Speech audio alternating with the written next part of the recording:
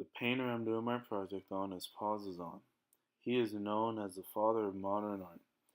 He was born in 1839, and in 1859 he started attending law school because his father was a banker and wanted Cezanne to follow in his footsteps. However, he dropped out 2 years later to follow his passion in art.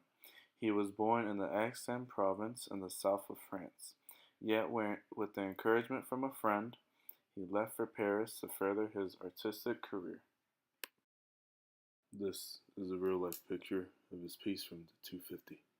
Painted about a acre of land on the mountain in 1902, he would walk 2 kilometers to find the perfect viewing point to start drawing it.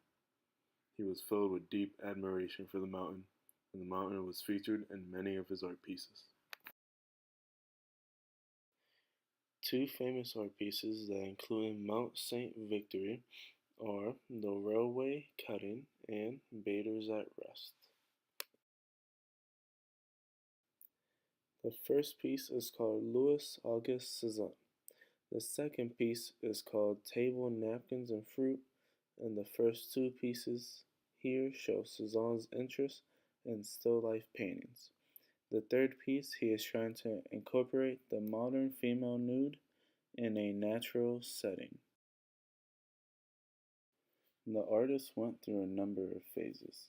In the beginning of his artistic career, he was using a lot of dark colors to paint his pieces.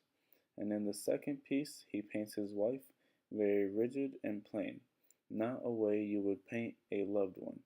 Yet you see he is experimenting with a bright red. The third and fourth piece, he is trying to connect more to nature and shift our view of still life as our view rises with the painting.